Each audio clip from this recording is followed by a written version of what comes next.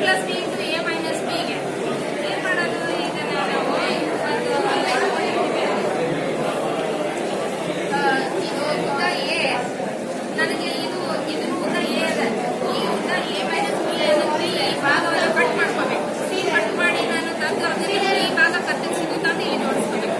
ಈ ಥರ ಪೇಪರ್ಗಳನ್ನು ಜೋಡಿಸ್ಕೊಂಡು ಇದು ಏನಾಯಿತು, ಇದು ಎ ಇಲ್ಲಿ ಬಂದಾಗ ಇದು ಉದ್ದ ಎ ಪ್ಲಸ್ ಬಿ ಆಯಿತು, ಇದು ಎ ಮೈನಸ್ ಬಿ ಆಯಿತು.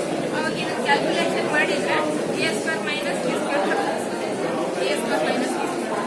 ಹಾಗೆ ಎ ಮೈನಸ್ ಬಿ ಬಟರ್ ಸ್ಕ್ವೇರ್ ಇದು ಎಲ್ಲ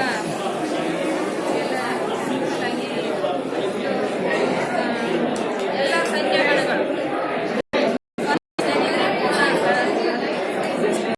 ಆಮೇಲೆ ಗುಣಲಕ್ಷಣಗಳದ ಇದು ಏನಿದೆ ಅಂದರೆ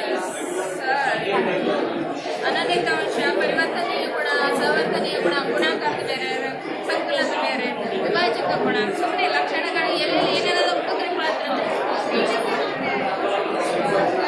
ಇದನ್ನ ಇದು ವರ್ಕಿಂಗ್ ಮಾಡಬೇಕಾದ್ರೆ ಸುಮ್ಮನೆ ಎಲ್ಲ ರೀತಿಯ ತ್ರಿಭುಜಗಳನ್ನ ತೋರಿಸ್ರಿ ಅಂತ ಅಂದಾಗ ಇದು ಒಂದು ಮನ್ಯಾಗ ವೇಸ್ಟ್ ಸಿಕ್ಕಿತ್ತು. ಇದು ಸಮಭಾವ ತ್ರಿಭುಜ,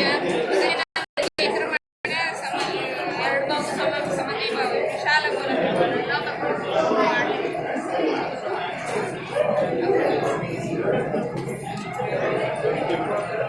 ಸರಿ ಸರಿ ನೀವು ಬ್ಯಾಂಕ್ ಬಂದು ಹೋಗ್ಬೇಡಿ, ಒಂದು ಇಲ್ಲ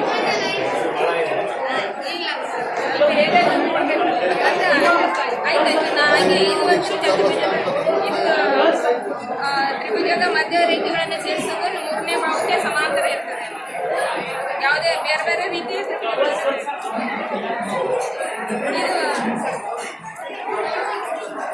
ಇದು ನೋಡ್ರಿ, ಒಂದು ರೇಖೆ ಎರಡು ರೇಖೆಗಳನ್ನು ಒಂದು ರೇಖೆ ಛೇದಿಸಿದಾಗ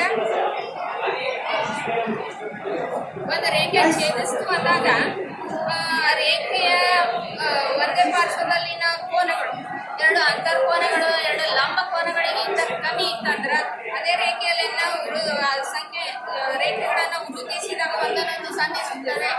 ಇದರಿಂದ 5ನೇ ಆಧಾರ ಪ್ರತಿಕ್ರಿಯೆಯನ್ನು ಅದೇ ರೀತಿ ಸಮಾಂತರ ಚತುರ್ಭುಜದ ಸಮಾಂತರ ರೇಖೆಗಳು ಮತ್ತು ಅನುರೂಪ ಕೋನಗಳು ಎಲ್ಲ ಪರ್ಯಾಯ ಕೋನಗಳು, ಬಾಹ್ಯ ಕೋನ, ಸಮಾಂತರ ಚತುರ್ಭುಜದ ಕೋನಾರ್ಧಕಗಳು ಸೇರಿಸಿದಾಗ ಮತ್ತೆ ಆಯತ ಉಂಟಾಗ್ತದೆ ಅನ್ನೋದ್ರ ಬಗ್ಗೆ ಇದು ಭಾಗ ಎಲ್ಲ ಭಾಗಲಬ್ಧ ಸಂಖ್ಯೆಗಳನ್ನು ನಾವು ಸಂಖ್ಯಾ ರೇಖೆ ಮೇಲೆ ಗುರುತಿಸಬಹುದು ಅನ್ನೋದು. ಯಾವ್ಯಾವ ಎರಡರ ಮಧ್ಯ ಬಂದವುಗಳನ್ನು ಒಂದೊಂದಾಗಿ ನೋಡ್ಬೋದು. ಇದು ವಿಸ್ತೀರ್ಣ ಕಂಡುಹಿಡಿಯಲಿಕ್ಕೆ ಎಷ್ಟು ಚದರ ಸೆಂಟಿಮೀಟರ್ ಯಾಕೆ ಹಚ್ತೀವಿ ಅನ್ನೋದ್ರ ಬಗ್ಗೆನೂ ಇದು ಸರಿಯಾಗಿ ತಿಳಿಯುತ್ತೆ. ಇಲ್ಲಿ ಬೇರೆ ಬೇರೆ ಆಕೃತಿಗಳನ್ನು ಎಷ್ಟು ಕಂಡುಹಿಡಿಯಲಿ.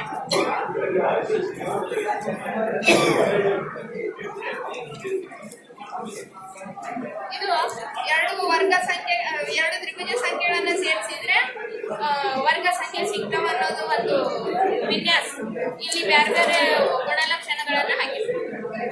ಈ ತರ ಇದು ಮಲ್ಟಿಪಲ್ ಯೂಸ್ ಆಫ್ ಒಂದು ಏನಾಗಿದೆ ಮ್ಯಾಥಮೆಟಿಕ್ಸ್ ಬ್ಯಾಗ್ ಆಗಿದೆ. ತುಂಬಾ ಚೆನ್ನಾಗಿ ಮಾಡಿದ್ದೀರಾ. ಇದು ಎಲ್ಲ ನಾನೇ ಸ್ವಂತ ಮೈಂಡ್ ಏನು ವಿಚಾರ ಮಾಡಿ ಹೊಸದು ಮಾಡ್ಬೋದು ಸರ್. ಏನೋ ನಾ ಯಾವಾಗ ಡ್ಯೂಟಿಗೆ ಸೇರಿ ಬರೀ ಇದೇ ಮಾಡ್ಕೊತ ಬನ್ನಿ, ನಂಗೆ ಏನು ಗೊತ್ತಿರೋದೇನೋ ಅಂತ ನಾನೇ ಅನ್ಕೋತಿರ್ತೀನಿ. ಇದು ನೋಡ್ರಿ ಮೇಡಮ್, ಈಗ ಲಾಸ್ಟ್ 2 ವರ್ಷ ಮುಗಿಸ್ಬಿಡ್ತೀನಿ. ಇದು ಒಂದು ಬ್ಯಾಗ್. ಇಲ್ಲಿ ನಾ ಇದು ಏನಂದ್ರೆ ಫೋನಿಂದು ಇದು ತಗೊಂಡ್ ಬಂದಿದ್ರು ನನ್ನ ಮಕ್ಕಳು.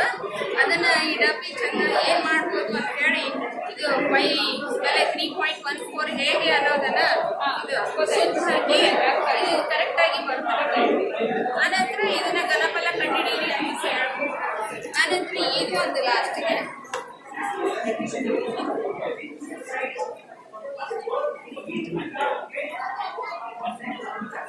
ಇಲ್ಲಿ ಓಪನ್ ಅಂತ ಬರ್ತೀನಿ ನಾನು. ಇಲ್ಲಿ ನಾನು ಕೆಲವೊಂದು ಮಾಡಿ ಕರೆಕ್ಟಾಗಿ ಬರೋವಾಗಿ ಮಾಡಿದ್ಮೇಲೆ ಸರ್ ಅಲ್ಲಿ A plus B bracket cube A minus B bracket cube ಹೇಳಿಕೆ ಬರುವಂಗ ಇವುಗಳನ್ನ ತಯಾರು ಮಾಡ್ಬೇಕು. ತುಂಬ ಚೆನ್ನಾಗಿದೆ.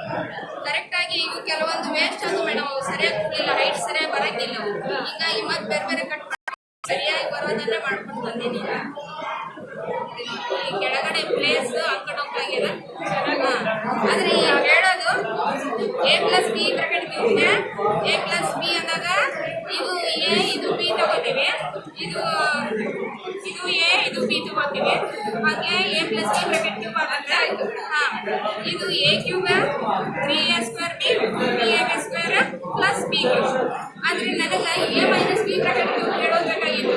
ನನಗೆ ಅದನ್ನು ಇದ್ರಾಗೆ ಹೇಳಕ್ಕೆ ಬರ್ಲಿಕ್ಕೆ ಬೇಕು. A-B ಬ್ರಾಕೆಟ್ ಸ್ಕ್ವೇರ್ ಹೇಳ್ತೀವಲ್ಲ, ಇದ್ರಾಗೆ ನನಗೆ ಎಲ್ಲಿ ಸಿಕ್ಕಿದಿಲ್ಲ. ಅದು ನಾನೇ ಕಟ್ ಹಿಡ್ಕೊಂಡಿದ್ದೀನಿ. ಹೆಂಗಂದ್ರೆ ಇದನ್ನೇ ತಗೋಬೇಕು ಅಂದ್ರೆ ಕರೆಕ್ಟ್ ಆಗಿ ಬರುತ್ತೆ ಮೇಡಮ್. ಅದಾದ್ರೆ A-B ಬ್ರಾಕೆಟ್ ಕ್ಯೂಬ್ ಫಾರ್ಮುಲಾನೇ ಬರ್ತದೆ. ಈಗ A-B ತಗೋಬೇಕಂದ್ರೆ ಹೋಲ್ ಇದು ಲೆಂತ್ A ತಗೋಬೇಕು, B ಅನ್ನ ನಾನು ಕಳ್ಕೋಬೇಕು. ಹೀಗೆ ನಾನು ಲೆಂತ್ ಬ್ರೆಡ್ತ್ ಹೈಟ್ ನಲ್ಲಿ B ಅನ್ನ ಕಳೆದಾಗ ಸಿಗೋದು ಇದು A-B ಬ್ರಾಕೆಟ್ ಕ್ಯೂಬ್. ಇದಕ್ಕೆ ಫಾರ್ಮುಲಾ ನಾನು ಕಂಡುಹಿಡಬೇಕಂದ್ರೆ ಇದು ನಾನು ಲೆಂತ್ ಏನ್ ಮಾಡಿದೀನಿ, ಈಗ ಕೂಡ A ತಗೊಂಡಿದ್ದೀನಿ. A ಕ್ಯೂಬ್ ನಲ್ಲಿ ನಾನು ಇಷ್ಟು ಭಾಗಗಳನ್ನ ಸಪ್ರೇಟ್ ಮಾಡ್ಬೇಕು, ಕಳಿಬೇಕು. ಅವಾಗ ಇದು A-B ಬ್ರಾಕೆಟ್ ಕ್ಯೂಬ್ ಸೂತ್ರ ಸಿಗ್ತದೆ. ಅವಾಗ ನಾನು ಇದು A+B 3A² B ಅಂತ ಹೇಳ್ತೀನಿ. ಅದು ಹೆಂಗೆ ತಪ್ಪಾಗತ್ತದಲ್ಲ ಅಂದಾಗ ನನಗೆ ಸ್ವಲ್ಪ ನಾನು ಮಿಸ್ಟೇಕ್ ಮಾಡ್ಕೊಂಡಿದ್ದೆ. ಹೆಂಗಂದ್ರೆ ಇದರ ಲೆಂತ್ ಏನಾಗಿದೆ, A-B ಆಗಿದೆ. A-B ಬ್ರಾಕೆಟ್ ಸ್ಕ್ವೇರ್ ಇದು B ಆಗಿದೆ. ಹಂಗೆ ಕ್ಯಾಲ್ಕುಲೇಷನ್ ಮಾಡಿದಾಗ ಇಲ್ಲಿ ಬಂದಿದೆ ನಾನು A³ - 3A² + 3AB² ಕರೆಕ್ಟ್ ಆಗಿ ಬಂತು. ನನಗೆ ಭಾಳ ಖುಷಿ ಆಯ್ತು. ಆಮೇಲೆ ಇಲ್ಲಿ ಒಂದು ಲಾಸ್ಟ್ ನಮ್ಮ ಮಗಿರ್ಲಿಕ್ಕೆ ಗಣಿತ ಬರಲ್ಲ, ನೇಪಿಯರ್ ಸ್ಟ್ರಿಪ್ಸ್. ಯಾವುದೇ ನೇಪಿಯರ್ ಸ್ಟ್ರಿಪ್ ಅನ್ನ ಜೋಡಿಸಿ ನೀವು ಬೇಕಾದಷ್ಟು ಕೋಟಿವರೆಗೆ ಮಗ್ಗಿಗಳನ್ನ ರಚನೆ ಮಾಡ್ತೀವಿ. ನಾವು ಇದುವರೆಗೆ ನನ್ನ ಎಲ್ಲ DLM ಗಳನ್ನ ವೀಕ್ಷಣೆ ಮಾಡಿದ್ದಕ್ಕೆ ಅನಂತ ಧನ್ಯವಾದಗಳು. Thank you.